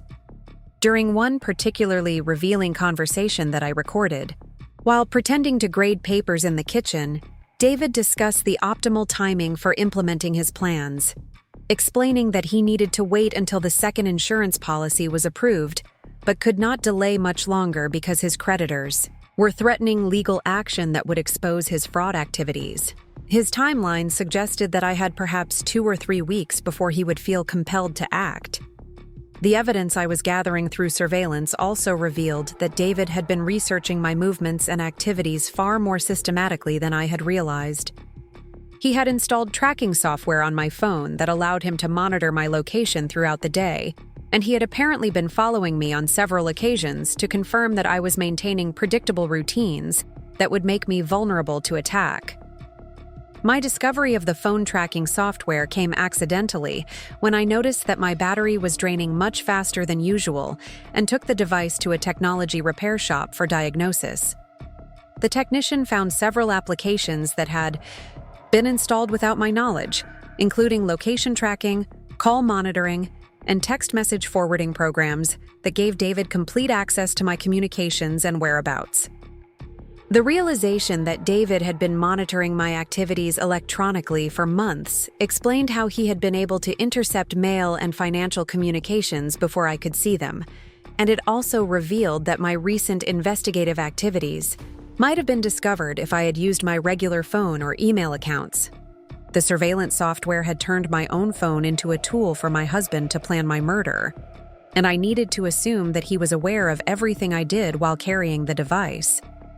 I immediately purchased a new phone with cash and began using it exclusively for communications with Deborah Walsh, Marcus Thompson, and the FBI agents who were beginning their investigation into David's activities. The old phone remained in my purse to maintain the illusion that I was unaware of the surveillance, but I was careful to ensure that my conversations and activities while carrying it were consistent with David's expectations about my behavior and knowledge. The electronic surveillance also meant that I needed to be extremely careful about my computer usage and email communications, since David had likely installed similar monitoring software on our shared devices. I began using public computers at libraries and internet cafes for any research or communications related to my investigation, and I avoided accessing any websites or databases that might alert David to my growing understanding of his criminal activities. The most dangerous aspect of living under surveillance was maintaining consistent behavior and emotional responses that would not alert David to my awareness of his plans. I had to continue expressing concern about our financial problems while avoiding questions that might suggest I understood the true scope of his criminal activities. I had to accept his suggestions about lifestyle changes and travel plans while secretly documenting them as potential murder attempts. David's suggestions during this period became increasingly focused on situations that would place me in danger, or isolation where an accident could occur without witnesses. He proposed hiking trips to remote areas where cell phone coverage was unreliable, camping expeditions to locations far from medical assistance, and adventure activities like whitewater rafting or mountain climbing that carried inherent risks even under safe conditions. Each suggestion was presented as an opportunity for us to reconnect and rebuild our marriage by sharing exciting experiences that would create positive memories and strengthen our emotional bond. David's romantic rhetoric about second honeymoons and adventurous getaways would have been touching if I had not known that he was actually planning my murder. But his obvious manipulation tactics became easier to recognize once I understood his true motivations. I agreed to consider his travel proposals while secretly documenting the specific locations and activities he suggested, since this information could be useful for law enforcement agencies investigating his murder conspiracy. I also began researching the areas he proposed visiting to understand why he might consider them suitable for staging accidents, and I discovered that many of his suggestions involved locations where previous unexplained deaths had occurred. The psychological strain of maintaining normal interactions with someone who was planning to kill me was exhausting in ways that I had never experienced during my teaching career or any other challenging situation. Every conversation required careful analysis of his words and motivations. Every suggestion needed to be evaluated for potential danger, and every display of affection had to be recognized as possible manipulation designed to lower my guard. But the surveillance and recording activities also provided me with a sense of control and purpose that helped counteract the fear and helplessness that threatened to overwhelm me. I was no longer simply a passive victim waiting for David to implement his plans, but rather an active investigator gathering evidence that could prevent my murder and ensure that he faced consequences for his crimes. The challenge was determining when I had gathered sufficient evidence to justify contacting law enforcement agencies for immediate protection, versus continuing to gather information that could support more comprehensive criminal charges and civil asset recovery.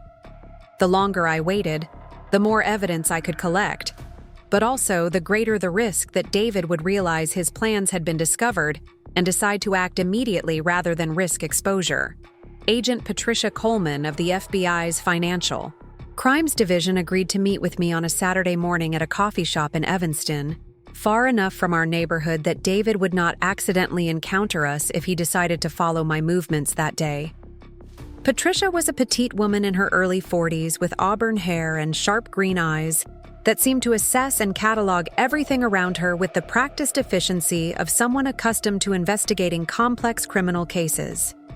When I explained David's insurance fraud, identity theft, and apparent murder conspiracy, Patricia listened without interruption while taking detailed notes in a small leather notebook that she kept partially concealed beneath her purse. Her questions were precise and technical, focusing on timelines, documentation, and the specific evidence I had gathered through my own investigation and the work of my forensic accountant and attorney. Patricia's reaction to the fraudulent life insurance policies was immediate and serious, confirming that what I was describing constituted federal crimes that fell squarely within the FBI's jurisdiction and expertise. She explained that insurance fraud involving interstate commerce and identity theft across state lines were priority crimes for the Bureau, particularly when they appeared to be connected to conspiracy to commit murder for financial gain. The evidence I had compiled through my surveillance activities was more extensive than Patricia had expected from a civilian victim, and she complimented my systematic approach to documenting David's criminal activities while maintaining my safety and avoiding detection. The recordings of his phone conversations, the financial documentation provided by Marcus Thompson, and the legal analysis prepared by Deborah Walsh created a foundation for criminal charges that could result in decades of federal prison time. But Patricia also emphasized that gathering evidence and filing criminal charges were separate processes from ensuring my immediate safety, and that her investigation could take weeks or months to result in arrests and prosecutions that would definitively protect me from David's plans. The bureaucratic requirements for federal investigations meant that I might need to continue living with a potential murderer, while agents gathered additional evidence and built cases that would withstand legal challenges. Patricia's immediate recommendation was that I should consider relocating to a safe location while the FBI investigation proceeded, but she acknowledged that disappearing suddenly could alert David to the fact that his schemes had been discovered and prompt him to flee before agents could arrest him. The balance between protecting my safety and preserving the integrity of the criminal investigation required careful coordination and strategic planning that could minimize risks while maximizing the chances of successful prosecution. The FBI's involvement also meant that my case would be connected to broader investigations of insurance fraud networks and organized criminal activities that might involve the mysterious Mike who had been providing David with advice about staging accidental deaths. Patricia explained that sophisticated murder-for-hire schemes often involved multiple individuals with specialized expertise, and that David's activities might be part of larger criminal enterprises that the Bureau was already investigating. Patricia arranged for electronic surveillance of David's phone conversations and email communications that would supplement the evidence I had been gathering through my amateur recording efforts. The FBI's technical capabilities could capture communications that I might miss and could trace connections to other individuals involved in David's criminal activities, potentially revealing the full scope of the conspiracy and identifying additional victims or targets. The federal investigation also opened the possibility of using David's criminal activities to gather evidence about other suspects and criminal networks, which meant that the timing of his arrest would need to be coordinated with broader law enforcement objectives. Patricia explained that premature arrests could compromise investigations of other criminals and allow co-conspirators to escape prosecution, but that my safety would remain the Bureau's top priority in scheduling any enforcement actions. During our second meeting the following week, Patricia revealed that the FBI's preliminary investigation had already identified several concerning connections between David and individuals with criminal records related to insurance fraud, identity theft, and violent crimes. The Mike who had been advising David about murder methods was apparently Michael Torres, a convicted felon with a history of conspiracy charges involving fraudulent insurance claims and suspicious deaths of policyholders.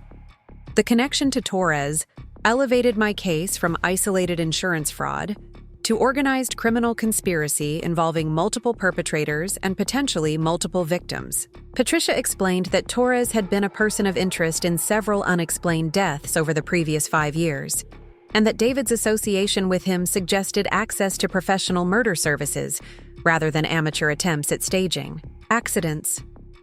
This revelation was both terrifying and reassuring, since it confirmed that the threat to my life was serious and immediate, but also indicated that David's activities were part of established criminal patterns that the FBI understood and had experience investigating.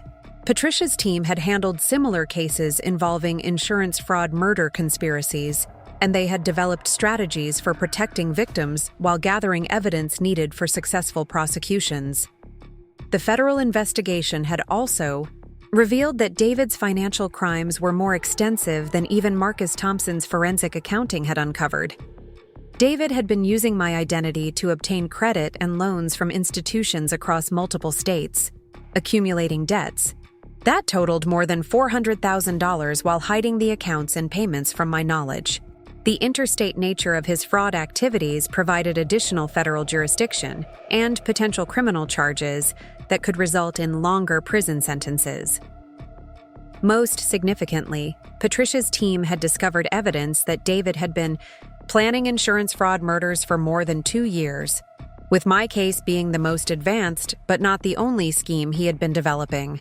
The FBI had identified 2 other women who had been targeted by David for fraudulent life insurance policies, though neither case had progressed as far as mine due to complications with medical examinations or insurance company verification procedures. The revelation that I was not David's only intended victim forced me to confront the possibility that his selection of me as a spouse had been entirely calculated from the beginning, based on criteria that made me particularly vulnerable to his schemes rather than any genuine affection or compatibility. Patricia's investigation suggested that David targeted women with stable incomes, limited experience with sophisticated fraud, and social patterns that would make their deaths appear accidental and unsuspicious. The psychological impact of learning that my entire marriage had been a criminal enterprise disguised as a love story was devastating, but it also clarified my responsibilities to help law enforcement prevent David from targeting additional victims. Patricia emphasized that my cooperation with the federal investigation could save other women's lives while ensuring that David faced appropriate consequences for his crimes. The challenge was determining how to continue gathering evidence while maintaining my safety and avoiding actions that might prompt David to accelerate his timeline or flee before agents could arrest him. Patricia's team would provide some protection through surveillance and monitoring, but they could not guarantee my safety if David decided to act impulsively or if he discovered that his schemes had been exposed. Patricia recommended that I should begin preparing for the possibility of entering witness protection programs or relocating permanently if David's criminal associates posed ongoing threats, even after his arrest and prosecution. The organized nature of the insurance fraud conspiracy meant that other individuals might have financial incentives to eliminate witnesses who could testify about their activities, and my knowledge of David's schemes could make me a target for retaliation even after the immediate threat was resolved. The federal investigation had transformed my personal crisis into a complex law enforcement operation involving multiple agencies, jurisdictions, and criminal targets. But it had also provided me with professional protection and support that significantly improved my chances of survival. The amateur detective work I had been conducting was now part of an official investigation with the resources and authority to stop David's schemes and ensure that justice was served. The question was whether the FBI could complete their investigation and make arrests before David realized that his activities had been discovered and decided to implement his murder plans immediately, rather than risk exposure and prosecution. The call came on a Thursday morning while I was teaching my second period algebra class, and when I saw Deborah Walsh's name on my phone display, I knew immediately that something significant had happened in the investigation. I stepped into the hallway and answered in a whisper, trying to maintain the appearance of normalcy while my students worked on practice problems that suddenly seemed insignificant compared to the life or death drama unfolding in my personal life. Deborah's voice was tense and urgent as she explained that Marcus Thompson's forensic investigation had uncovered evidence that David was planning to implement his murder scheme within the next few days. Electronic surveillance had captured conversations where David discussed finalizing arrangements with Michael Torres for what they referred to as resolving his insurance situation permanently, and the timeline they discussed suggested that action was imminent. The specific trigger for David's accelerated timeline was a notice from the Internal Revenue Service announcing a criminal investigation into his tax evasion activities, which meant that his financial crimes were about to be exposed, regardless of whether the insurance fraud succeeded. David's conversations with Torres revealed his growing desperation as he realized that he was running out of time to collect on my life insurance before his other criminal activities resulted in arrest and prosecution. Patricia Coleman had scheduled an emergency meeting for that afternoon to discuss protective measures and the possibility of arresting David immediately, rather than waiting for additional evidence gathering that might no longer be possible given his apparent decision to act quickly. The FBI's surveillance teams were already monitoring David's movements and communications around the clock, but their ability to prevent a murder attempt was limited if he chose to act impulsively or unpredictably. I spent the remainder of the school day in a surreal state of heightened awareness, teaching lessons about quadratic equations and geometric proofs while mentally preparing for the possibility that my husband might try to kill me before the sun set. The familiar routine of classroom management and student interactions felt like a fantasy compared to the criminal conspiracy that was approaching its climax just miles away from Lincoln High School. During my lunch break, I called Patricia Coleman from my car in the school parking lot and learned that the FBI's surveillance had captured David meeting with Torres at a restaurant in Cicero, where they had discussed specific plans for staging my death as an accident during a weekend hiking trip that David had been encouraging me to take with him. The conversation included details about timing, methods, and alibis that left no doubt about their intentions or the immediacy of the threat. Patricia explained that the FBI was prepared to arrest both David and Torres immediately, but that premature action could compromise the broader investigation into the insurance fraud network and allow other conspirators to escape prosecution. However, my safety took priority over investigative considerations, and agents were positioned to intervene if David made any move toward implementing his plans before formal arrests could be coordinated. The decision about timing would depend partly on David's actions during the next 24 hours and partly on my willingness to continue participating in the investigation by maintaining normal behavior that would not alert him to the fact that his schemes had been discovered. Patricia emphasized that I could request immediate protection at any time, but that doing so would end the evidence-gathering phase and might limit the scope of criminal charges that could ultimately be filed. When I arrived home that evening, David was waiting with champagne, flowers, and dinner reservations at the expensive restaurant where we had celebrated our wedding anniversary each year. His romantic gesture felt sinister and threatening rather than loving, particularly since I now understood that he was probably celebrating the approaching resolution of his financial problems through my death, rather than expressing genuine affection for our marriage. During dinner, David was more attentive and charming than he had been in months, speaking enthusiastically about our future together and his confidence that his business problems would soon be resolved through new opportunities that would secure our financial stability. His optimism felt grotesque given my knowledge of his actual plans, but I managed to maintain appropriate responses while secretly recording the conversation for later analysis by FBI agents.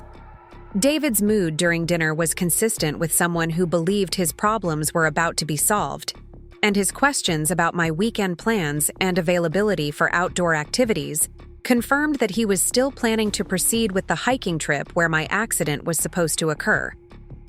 His casual inquiries about my work schedule and social commitments suggested that he was finalizing the timing for his murder scheme based on when my disappearance would be least likely to prompt immediate concern. The most chilling aspect of David's behavior that evening was his obvious relief and happiness as he contemplated my impending death. combined with his continued ability to express what appeared to be genuine affection during our conversations.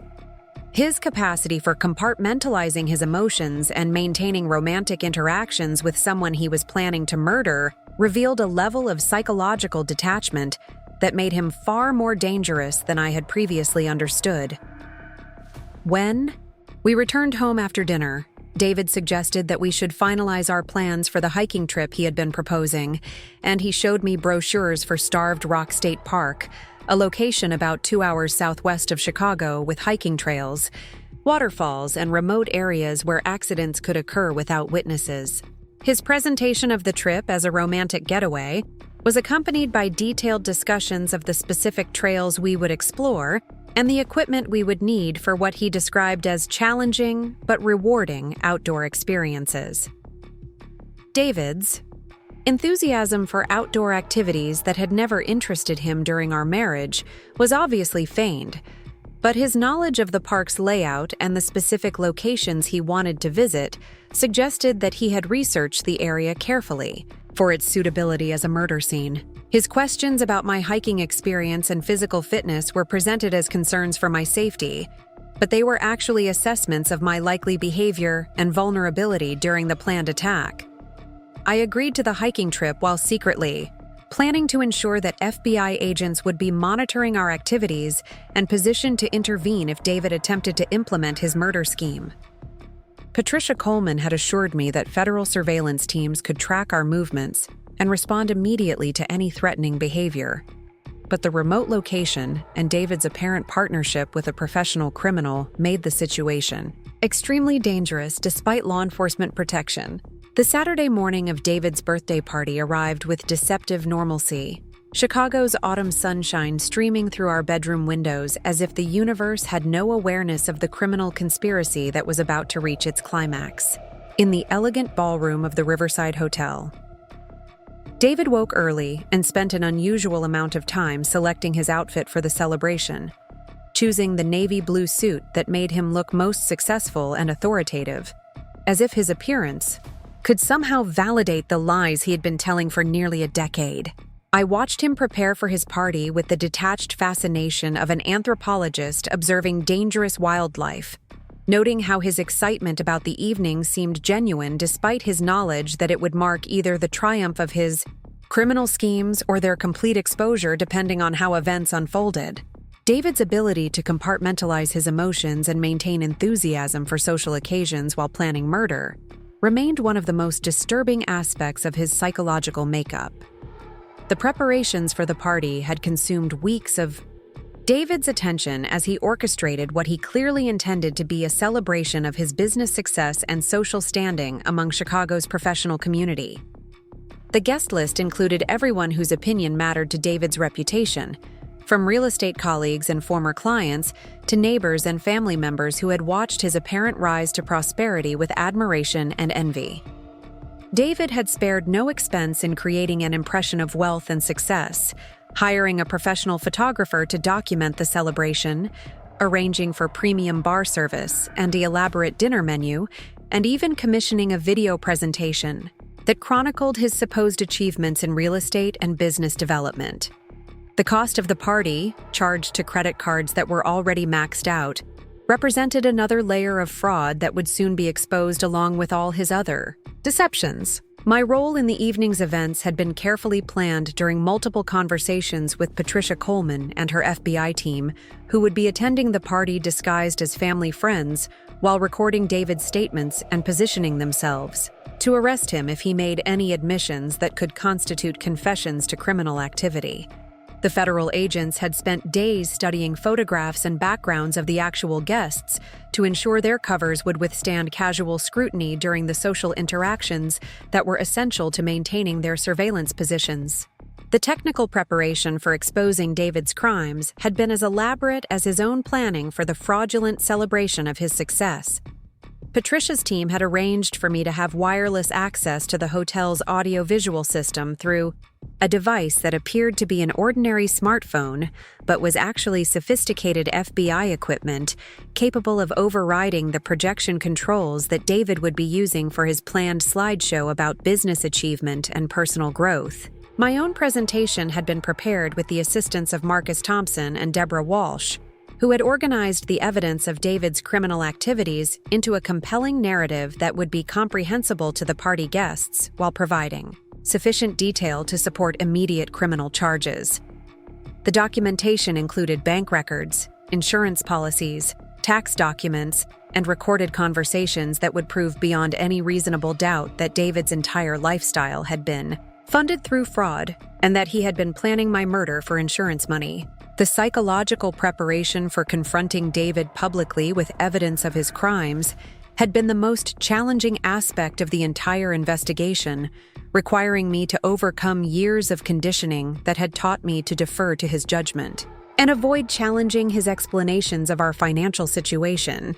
The quiet teacher who had never spoken confrontationally to anyone during her professional career was about to expose a criminal conspiracy in front of 60 people who had been deceived by David's charm and apparent success. The hours leading up to the party were surreal as David bustled around our apartment making final preparations while completely unaware that his entire world was about to collapse in spectacular fashion. His excitement and anticipation were genuine as he looked forward to basking in the admiration of friends and colleagues who would finally understand the full scope of his achievements, never imagining that the evening would instead reveal the full scope of his crimes. David's confidence during these final hours was almost admirable in its completeness, suggesting that he had convinced himself so thoroughly of his own narratives that he genuinely believed the celebration was deserved, rather than fraudulent. His ability to maintain self-deception while implementing criminal schemes was perhaps the most dangerous aspect of his psychological makeup, since it allowed him to present himself as sincere and trustworthy, even when planning the most serious violations of trust and law.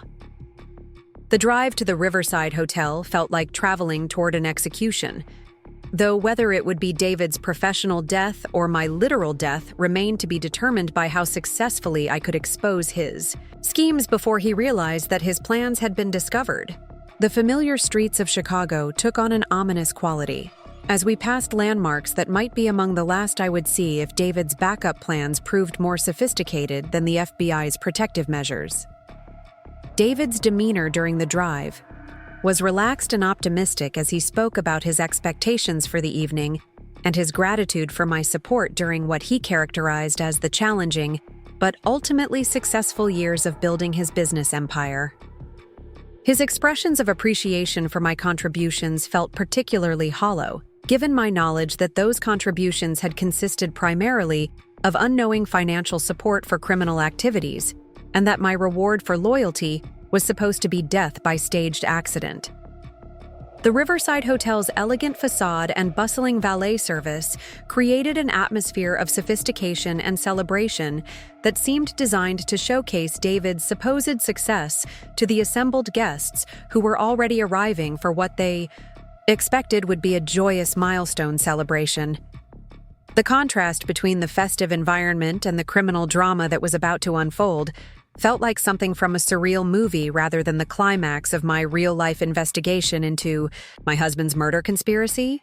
As we entered the hotel lobby and made our way toward the grand ballroom where David's party was being held, I caught sight of Patricia Coleman and two other FBI agents who had positioned themselves among the early arriving guests, their professional attire and confident demeanor allowing them to blend seamlessly with the business professionals and family members who comprised David's social circle. The technical equipment that would allow me to override David's audiovisual presentation was concealed in my purse alongside the digital recorder that had captured so many of his incriminating conversations over the previous months, creating a mobile arsenal of evidence that would either save my life or provide investigators with comprehensive documentation of my husband's criminal activities if his schemes proved more sophisticated than our protective measures. The ballroom was decorated with elegant floral arrangements and soft lighting that created exactly the atmosphere of success and prosperity that David had envisioned for his celebration, with round tables arranged around a small stage where he would deliver the speech that was supposed to cement his reputation as a successful entrepreneur, rather than expose him as a dangerous criminal who had been systematically defrauding everyone who trusted him. The guest list represented a cross-section of everyone who mattered in David's professional and personal life, from his elderly parents who had flown in from California to celebrate their son's achievements, to prominent real estate developers, and financial professionals who had been impressed by his apparent business acumen and innovative deal-making strategies. Their presence at the party would make David's exposure more devastating, but also more complete, ensuring that his reputation would be destroyed beyond any possibility of rehabilitation. As the cocktail hour progressed and guests mingled while sharing stories about David's supposed business success and professional accomplishments, I moved through the crowd with the surreal knowledge that I was listening to testimonials about a completely fictional person whose actual achievements consisted primarily of fraud, theft, and conspiracy to commit murder. The cognitive dissonance between the celebratory atmosphere and the criminal reality created an almost dreamlike quality that made it difficult to believe that the confrontation was actually about to occur. David was in his element during the cocktail hour, charming guests with stories about recent business triumphs and future expansion plans while accepting congratulations for achievements that existed only in his imagination. His performance was so convincing that even I found myself momentarily forgetting that everything he was saying was fabricated, until I remembered the life insurance policies and murder conspiracy that had motivated my investigation into his true activities. The moment of truth approached as dinner concluded, and David prepared to deliver the speech that would either cement his reputation as a successful businessman or expose him as a criminal who had deceived everyone who cared about him for nearly a decade of systematic fraud and manipulation. Up next, you've got 2 more standout stories right on your screen. If this one hit the mark, you won't want to pass these up. Just click and check them out.